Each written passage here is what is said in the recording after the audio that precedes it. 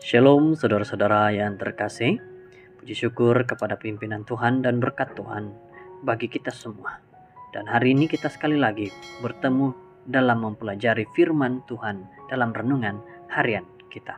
Mari kita berdoa. Tuhan, kami berdoa Engkau yang memberkati kami agar kami dapat mengerti firman ini hari ini dan nasihat ini dengan baik. Terima kasih dalam nama Yesus. Amin. Judul firman Tuhan pada hari ini adalah legasi dari satu dosa. Ayat renungan Roma 5 ayat 12. Sebab itu sama seperti dosa telah masuk ke dalam dunia oleh satu orang, dan oleh dosa itu juga maut. Demikianlah maut itu telah menjalar kepada semua orang, karena semua orang telah berbuat dosa.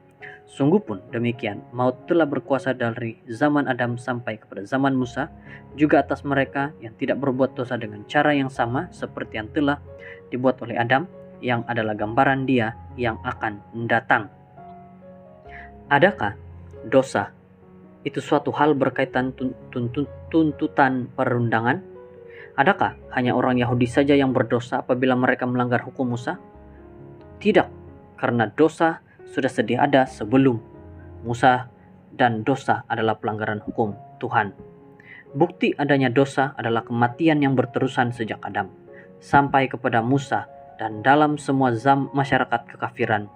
Satu dosa, yaitu dosa Adam, telah mengganggu hubungan dengan Tuhan untuk kita semua. Namun kita masih terus menghimpunkan dosa atas dosa yang satu itu. Dosa boleh dikatakan sebagai bermaharajalela. Dia seakan-akan suatu hukum pada dirinya sendiri. Hukum yang mempunyai satu objektif saja, yaitu melawan Tuhan yang Maha Kuasa.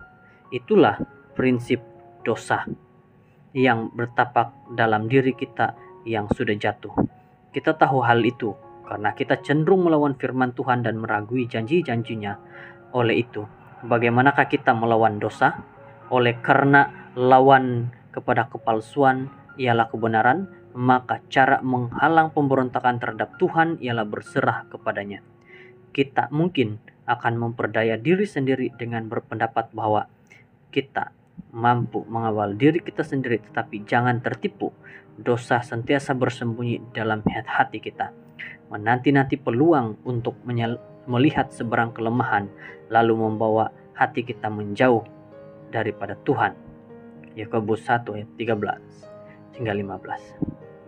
Sudah tentu si iblis tidak mampu berbuat apa-apa pada kita, karena virus dosa itu hanya akan bergerak apabila kita memalingkan pandangan kita jauh daripada Yesus dan jauh daripada kuasa firman-Nya.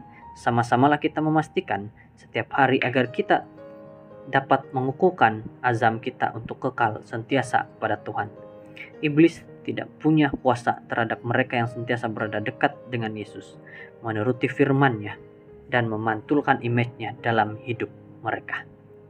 Saudara-saudara, mari kita doa dalam diri kita. Minta agar Tuhan sentiasa memberikan kita kekuatan untuk menghalang dosa masuk dalam hidup kita.